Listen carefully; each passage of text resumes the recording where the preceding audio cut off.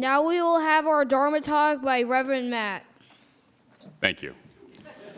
Yeah, last time one of the kids said, "You may now be seated," so that's why I didn't say anything. But it's okay, you all sat down. Good morning, everyone. Good to see everyone today. Everyone's looking very fine today. Can I see all of your smiles? Your big, beautiful smiles? A little bit? Okay, all right, very nice, very nice. Such wonderful smiles, very handsome smiles. That's actually something that I have to work at, or I have been working at my entire life, is learning not like how to smile necessarily, but when to smile, like the appropriate times to smile. So as I mentioned before, I'm autistic, and one of the things that comes with that is this thing called flat effect, which I will explain, but essentially it's like constantly I have RBF, or the resting Buddha face. Can everyone make the face the Buddha makes? Does everyone remember? I was asking a little bit earlier. When you see it, you come with Shoka, you can kind of look at it. No? Does anyone remember? Can you make your best Buddha face? A little bit? Okay, that was a good one. Okay, here, I got props today. Okay, so I did the Yabixi trip, and they gave me this gift, which I have no idea what it is, but it squeaks for some reason. I don't know. Let's see. Matt, can you zoom in on it, or can you see? Can I see? Wait. This one. Oh, I broke it. Okay. There, all right. Can you make that face? Yeah? Kind of just normal? So, more often than not, that's like how my face is. And, typically when there's a happy or like exciting thing that's happening, some kind of stimulus, neurotypical people will smile, or they'll have a facial expression, whereas autistic people, it's a little bit different. And I noticed this when I went to Disneyland with my wife, and so we were watching one of the parades or something going by with the characters, and with the characters they're always they can't do anything but smile, right? Their face is just a big smile, and then they're all like waving. And so it's really nice when people wave to you, and I think the appropriate thing, the socially correct thing to do is to wave back, right? And so I like to wave back to the characters. However, I have no idea what I look like when I'm waving back. I'm just focusing on the waving. And so, my wife says, "Why are you making that face?" And so it turns out all the characters are like smiling, right? And then even if they don't have the big Mickey face or something, even the people are like smiling and they're waving. And so apparently what I was doing is I looked like this, which I'm sure they don't mind. But when you're looking at somebody and they're smiling at you and they're waving, you should probably smile and you wave back. So. I later realized that this was something that's called flat effect with an A for some reason, not an E. But anyway, so from neurolaunch.com, it says that flat effect refers to a marked reduction in the outward expression of emotions typically manifested through limited facial expression, monotonous speech patterns, and decreased gesturing. So while not exclusive to autism, flat effect is frequently observed in individuals on the autism spectrum, adding another layer of complexity to their social interactions and communication challenges. So, of course, it being a spectrum, it's going to show in different ways. However, this flat effect, it affects the interpersonal communication between people who are, not both autistic or both neurotypical.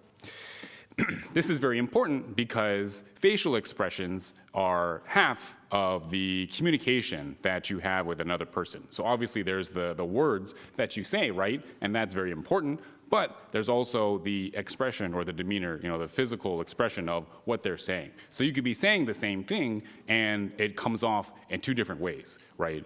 So if someone says, "Oh, how was your weekend?" You say, "Oh, it was great," and you have a smile and it has that tone, right? Then it's like, okay, then they had a great weekend. However, if someone says, "How was your weekend?" You say, it was great. It's kind of like, oh, okay. What happened on your weekend? But the words are the same. And so somebody who would not be able to read the facial expressions or the tone would not be able to understand that even though they said that their weekend was great, they actually meant something else. So there's this difference in the words that you're saying, the facial expression, and the importance of understanding why there can be something implied. So this idea of smiling and trying to understand the right, social thing to do, it developed in my childhood through learning to mimic other people. So when I would be having, a conversation with somebody, I would try to mimic their body language, try to mimic their facial expressions, and I still kind of do that unconsciously now. And so I'll be like, talking to somebody, and they'll be making a face, and I'll start making like the same face, and they'll be like, why are you doing that? But it's because I'm trying to give the appropriate social response to that person. So if I end up doing that with you, it's not because I'm like making fun of you or there's something on your face, but I'm trying to mirror the correct thing to do.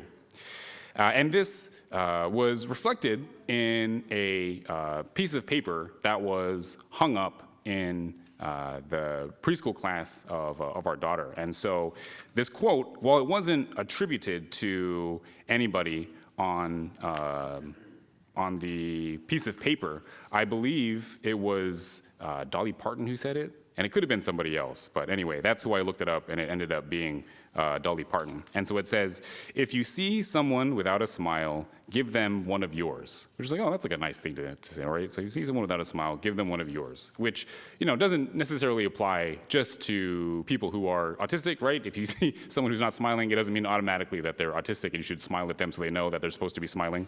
But rather, if some people maybe aren't having such a great day, or even if they're just having like a normal day, if you give them a smile, it'll make them feel better, right? So at least that's how I feel. If you see someone just on the street that you're passing by, if you see them and you kind of make eye contact and they smile at you, and it's like, oh, that's nice, and you can smile back. It kind of makes your day a little bit better, right? So it's this wonderful thing that you can do for someone else that costs you absolutely nothing, doesn't really give much effort, and it spreads this kind of happiness. And this is a form of giving, a form of dana. So I came across this saying that the Buddha had from the sutra on the 42 sections. And so the Buddha said, when you see others practicing dana and joyfully aid in their efforts, you gain great blessings. A Shramana asked, would these blessings ever be exhausted? And the Buddha said, suppose there is a single torch and 1,000 people come to light their torches from its flame to cook food and dispel darkness. This torch will not be diminished. It is the same thing with these blessings. Excuse me. So to kind of, illustrate this, I have like another prop. Let's see. I'm giving Matt a hard time today. You might not have to move the camera though. Okay, so I was talking about if you were to light one torch with 1,000 torches, then what happens to that first torch? And nothing happens. So, right, I have a candle here. This mic. Mm-hmm. This mic's on, still on? Okay, all right. So yeah, so if I have this candle, and then this candle is already lit, and I light this candle,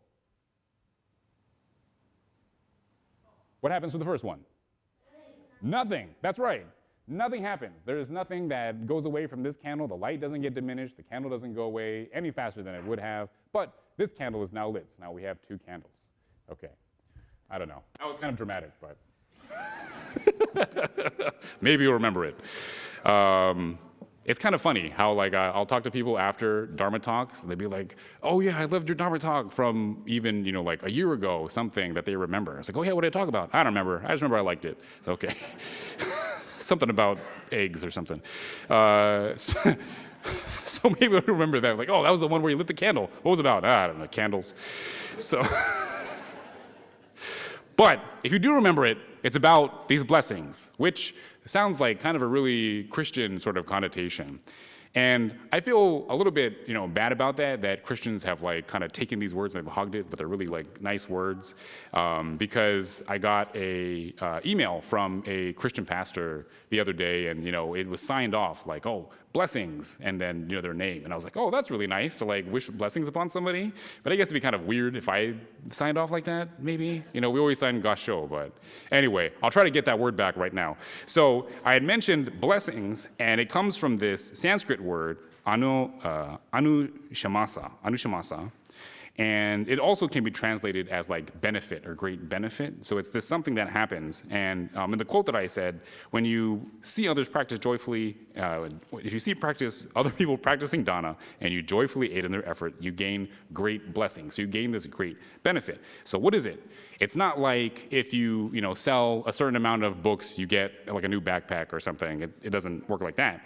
But in a explanation of this passage, the benefit of generosity presents all kinds of benefits. It's a precious treasure that always follows its originator. It destroys suffering and brings happiness to people. Generosity is the kind tutor who shows the path to heaven. Generosity is the good prefect who captivates honest people.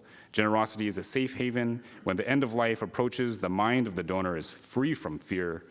It is the mark of loving kindness, capable of saving all beings. Generosity is the accumulation of happiness, capable of destroying suffering. Generosity is a great general, able to vanquish greed. Generosity is a wonderful fruit, loved by gods and men. Generosity is a pure path traveled by the noble Aryas. Generosity is an accumulation of good, the entryway to qualities. Generosity is a good action, the seed of marvelous fruit. It is meritorious action, the mark of an honest man. It destroys poverty, suppresses the three lower destinies. It protects the fruit of merit. It is the prime condition for nirvana. So essentially, it's a lot of different things, but it'll help lessen the suffering in your life. So at the foremost, at perhaps maybe the minuscule level, it'll bring more happiness in kind of a more positive way. So less suffering is more happiness if you are more generous. And there are, of course, three kinds of giving. So you can give material things, you can give wealth, you can give money, you can give the Dharma, you can help other people learn the Dharma. And this last one is you can give courage, which I thought was a nice way of putting it. So courage often means, facing your fear in some way, but I think all of us need courage to get up every day, to go about our days, to get through whatever it is that all of us are going through. And so if you can give someone courage to get through their day, then that is another form of selfless giving, of dana. So if you remember nothing else from this talk, just remember that if you see someone without a smile, give them one of yours, and it is an act of dana, an act of kindness, and in doing so, it will bring happiness into your life. If you please join me in gasho. Namo Amida Butsu. Namo Amida Butsu. Namo Amida Butsu. Namo Amida Butsu.